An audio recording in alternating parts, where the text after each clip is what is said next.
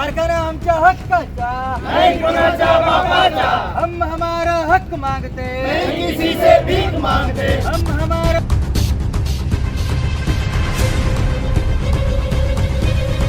साखर कारखान्यासाठी आदिवासी टायगर सेनेचा एल्गार, राष्ट्रीय महामार्गावर तासभर रास्ता रोको।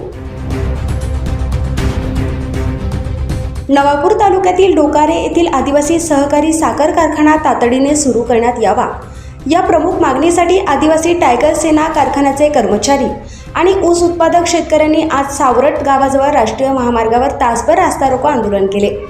सकाळी 11 वाजता सुरू झालेल्या आंदोलनामुळे महामार्गावरील वाहतूक जवळपास 1 तास ठप्प झाली।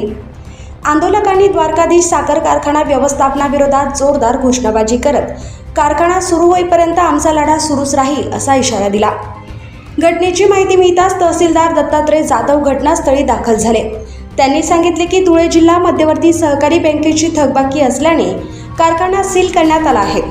मात्र येत्या 6 ते 8 दिवसात बँकेचे अधिकारी, द्वारकाधीश साखर कारखाना व्यवस्थापन आणि संबंधितांनी समन्वयक बैठक घेऊन कारखाना सुरू करण्यासाठी प्रयत्न केले जातील असे त्यांनी लेखी आश्वासन दिल्यानंतर आंदोलन स्थगित करण्यात आले। अनेक वर्षापासून कारखाना बंद असल्याने शेतकरी, कामगार आणि स्थानिक युवक आर्थिक अडचणीत असून कारखाना सुरू झाल्यास हजारो कुटुंबांना दिलासा मिळणार आहे।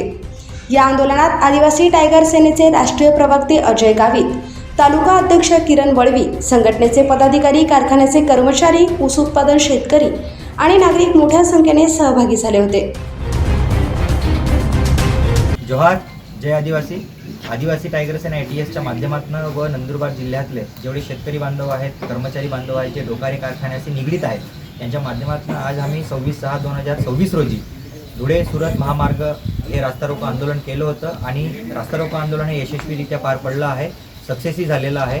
त्या ठिकाणी आंदोलनस्थळी PI साहेब व नवापूर तालुक्याचे तालुका अधिकारी म्हणजे जे आपले तहसीलदार साहेब आहेत, त्यांच्या माध्यमातून आम्हाला एक लेखी आश्वासन देण्यात आलेले आहे।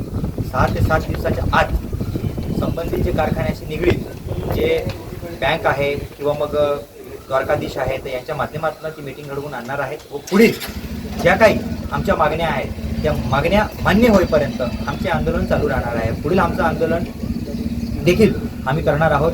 जर आमच्या मागण्या मान्य झाल्या नाही, कारखाना सुरू झाला नाही आणि कारखाना सुरू करण्यासाठी प्रयत्न झाले नाही, तर आम्ही पुन्हा याच्यापेक्षा तीव्र आंदोलन करणार आहोत।